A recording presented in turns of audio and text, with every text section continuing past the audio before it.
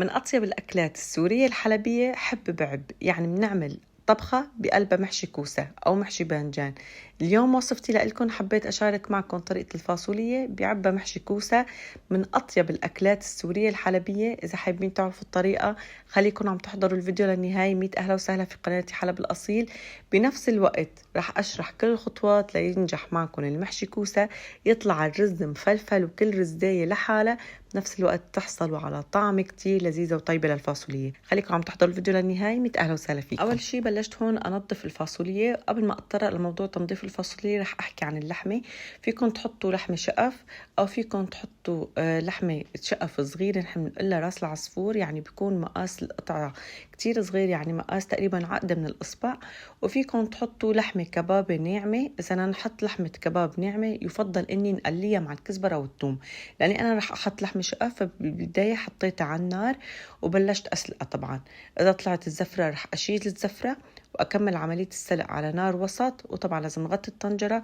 وفي حال أنتم حبيتوا تحطوا منكهات فيكم تحطوا نوع المنكهات اللي بدكم إياه، ورق غار، حب هال. تقريبا أنا حطيت 5 حبات من حب الهال. طبعا بعد ما نشيل الزفرة بنحط المنكهات. بالنسبة لتنظيف الفاصولية، أنا عندي الفاصولية عريضة فبحاول أفسخها في الوسط مثل ما وضح عليكم بهاي الطريقة. طبعا الفاصولية أنواع، إذا كانت فاصولية عندكم رفيعة فأكيد ما رح تفسخوها، بس رح تنطفوها من اليمين ومن اليسار وبتكون جاهزة.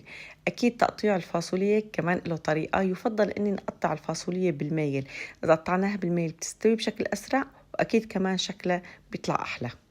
هلا لما رح ننظف الفاصولية من اليمين ومن اليسار بيطلع عنا هيك مثل خيط أخضر، هذا يفضل إني نسحبه كلياته. طبعا مثل ما ذكرت لكم هذا بيرجع لنوع الفاصولية. نحن بنقول بالحلبي نمشط الفاصولية بدلنا ننظفها، لأني بنسحب عنا هذا الخيط فبتحسوا حالكم مثل كأني خيط من الشعر عم تسحبوه. بالنسبة لحفر الكوسة، أول شيء بنقطع القمع اللي هو قمع تم الكوساية، وبعدين بنبلش بنحفرها. أنا عم بستعمل حفارتين. أول حفارة صراحة ممتازة بتسحب لي بس اللب، وطبعا بتحافظ على أني تم الكوساية ما يطق عنا. تاني حفارة عم بنظف هيك شوي من الأطراف وبتطلع تقريبا جاهزة الكوساية. آخر شيء بشيل القمع الموجود بالأسفل، لأنه هو بيحافظ على أني لما أنا عم بحفر الكوساية ما تنسقب عندي. إذا انتبهتوا أنا ضفت هون حب الهال للحمة، وطيت النار وغطيت الطنجرة وعفتهم ينسلقوا. طبعا بتاخد تقريبا من الوقت ما بين الساعة للساعة ونص إذا لحمة شقف قطعة اللحمة كبيرة. إذا لحمة راس العصفور بتاخد أكيد وقت زمني أقل. بالنسبة للكوسة، في حال ما كان عندكم هاي الحفارة اللي هي عن جد مثل ما ذكرت لكم أني بتحافظ على تم الكوساي ما تطق عندكم، فيكم أنكم أنتوا تاخدوا ملح وتلتوا الكوساي بالملح وتعرفوها تقريبا لمدة 5 دقائق. رح تلاقوا عندكم تم الكوسة طري لأني طالع المي الموجودة فيه، ففيكم تحفروه بطريقة سهلة وبسيطة وتضمنوا بالمية أن تم الكوساي ما ينشأ عندكم أثناء الحفر. هلا هون تقريبا انتهيت انا من حفر الكوسه كلياته. بعد ما بحفره بغسله. هلا هون بالنسبه للفاصوليه كمان بلشت اقطعها مثل ما انكم منتبهين، عم بقطعها بالميل مثل ما ذكرت لكم. طبعا ما انا صعب كثير عليكم، ولكن انا دائما بحب اعطيكم الاطيب. وبالنسبه للشكل كمان شكل الفاصوليه عن جد بيطلع كثير احلى لما بنقطعها بالميل، ومثل ما ذكرت لكم كمان اني بتستوي بشكل اسرع. رح اشرح هلا في حال انتم حبيتوا تستعملوا الكباب الناعمه مثل ما ذكرت لكم بالبدايه اكيد فيكم. رح تكون طريقه طبخ الفاصوليه كالتالي: اني نحط سمنه، زيت نباتي، زيت زيتون، هاللي بتحبوه، دهنه كمان تطلع طعمتها كتير طيبه. بنقلي اول شيء الثوم، وبعدين بنقلي الكزبره، بعدين بننزل اللحمه بنقليها، وبعدين بالنهاية بنقلي الفاصولية. لأني أنا اليوم رح أطبخها بلحمة شقف، فرح تكون الطريقة كالتالي: إني أول شيء رح أنزل زيت زيتون، لأني عن جد أنا بحس طعمته كتير أطيب، بالمقابل إني كمان صحي أكتر. ونزلت الثوم وشغلت النار طبعا على نار وسط. بقلي الثوم تقريبا أنا حطيت هون معلقتين كبار من الثوم المهروس. مجرد ما يعطي عندي الثوم تحميصة خفيفة ما بستناه لكتير يغير لونه، لأني لسه عم أحمص معه الكزبرة.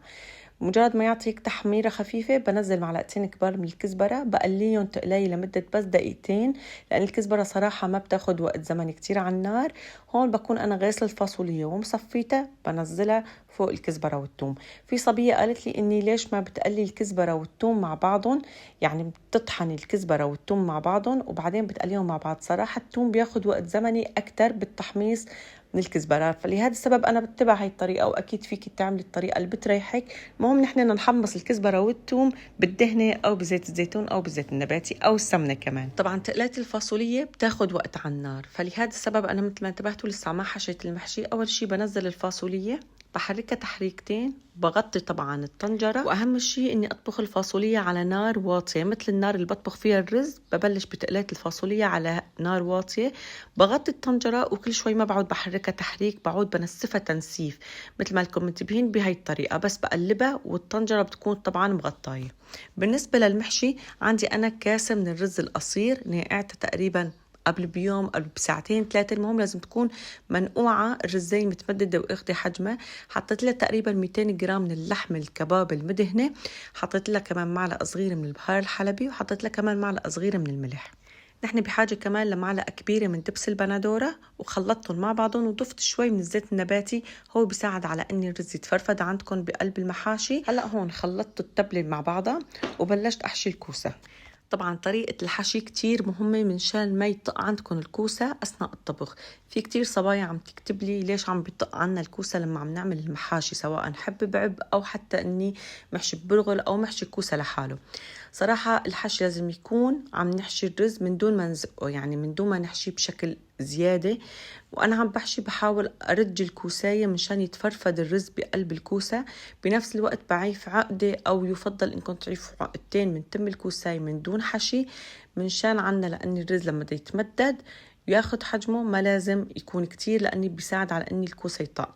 تاني شي مجرد ما نطبخ نحن الكوسة بقلب المحاشي، مجرد ما يستوي عنا الكوسة منطالعه من قلب الحمض، ما منعيفه بقلب الحمض، لأن هذا الشيء كمان بيساعد على أن الكوسة عنا يطق. آخر شغلة طريقة الحفر كتير مهمة وكتير بتساعد على أن الكوسة ما يطق عندكم. إذا أنتم مبتدئين أنا بفضل أنكم أنتم ما تحفروا الكوسة كتير كويس، يعني تعيفوا شوي كمية من الكوسة بقلب المحشي أو بقلب الكوساية أثناء الحفر. طبعا السمك اللي عفناها بتساعد على أن الكوسة ما يطق عنا بعد ما طبعا ينطبخ ويستوي. أنا بالنسبة لي إذا انتبهتوا ببداية الفيديو كمان صورت لكم المحاشي الكوسة بنهاية الفيديو، عن جد كتير كتير حيفرطهم بشكل كتير كويس. يا دوب إني ملي واحد عايفة من قشرة الكوساية، ولكن أنا عم بحكي بس على المبتدئات. إذا أنت عندك عزيمة وخفتي إني الكوسة يطق عندك، اتبعي هدول الخطوات مشان تحصلي على نتيجة ممتازة. وإذا حبيتي أكيد فيك تسكري تم الكوساية بلب الكوسة اللي أنت حفرتيه مشان تتفادي إنه يطلع الرز ويعني يخرب عن جد طعم وشكل الفاصولية. هلا هون انتهيت من حشي الكوسة. طبعا أنا عندي كيلو كوسة، حطيت له كاسة واحدة من الرز القصير.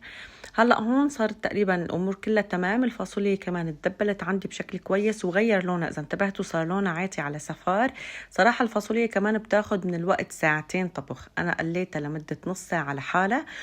ورح أبلش هلأ أفرم لها بندورة فريش. صراحة لأني بالصيف موسم الفاصوليا بيكون، وموسم البندورة بتكون البندورة بلدية وطيبة، فيفضل إنكم تحطوا تقريبا 5 قطع أو 4 قطع كبيرة من البندورة.